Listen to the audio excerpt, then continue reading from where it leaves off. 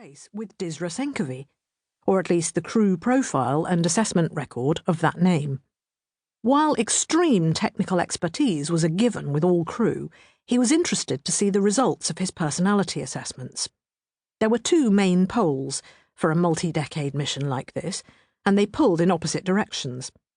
One related to how well a crew member could cope working in isolation for long periods of time, and how they might tolerate being severed from the great mass of humanity and the course of human history.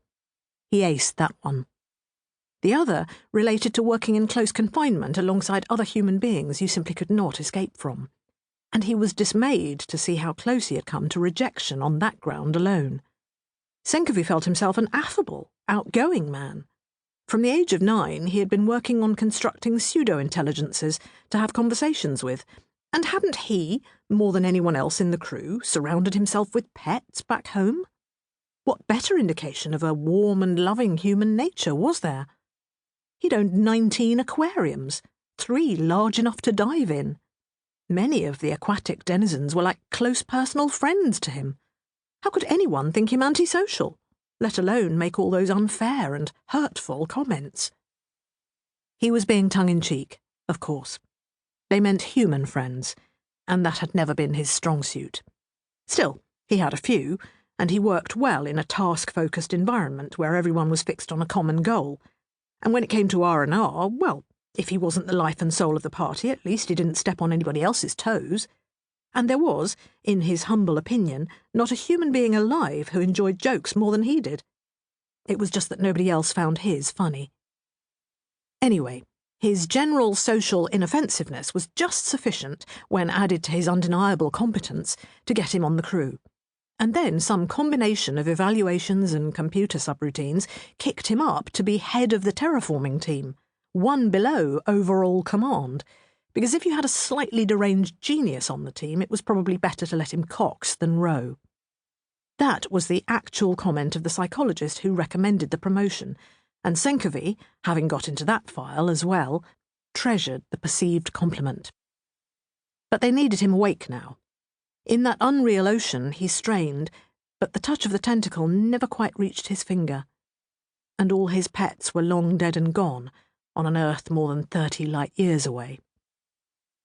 Disra Senkovi opened his eyes, aware that his beatific smile had crossed over from his dream and was still on his face. He felt refreshed and ready to start his day. A quick interrogation of the ship's systems assured him they had arrived, their long, cold journey done, the deceleration over. He sat up, stretching, more for the form of it than from any need, but he was used to doing all sorts of things because people do them, as a sop to the sensibilities of his fellows. He was neither alone in his sleeping compartment, nor surrounded by the bustle of a woken crew.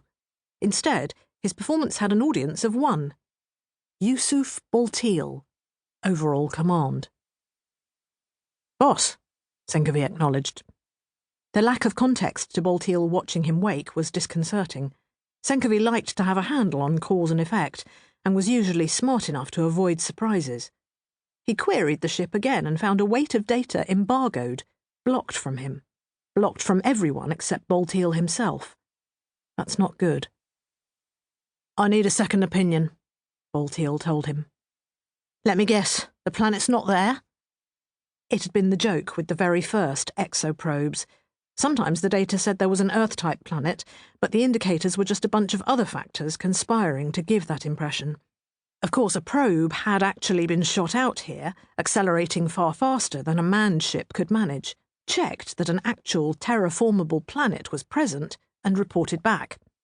They wouldn't just send a manned mission off on a whim now, would they? Senkovi really didn't want to have to turn around and go home.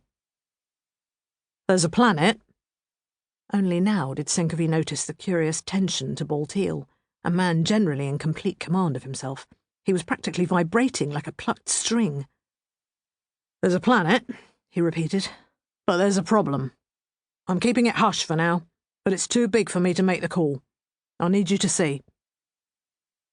Because of the embargo, which Senkovi felt was a childish way to go about things, they actually had to walk to overall command to see the thing Baltil was so agitated about. Everyone else was still peacefully on ice. Who, then, was all this cloak?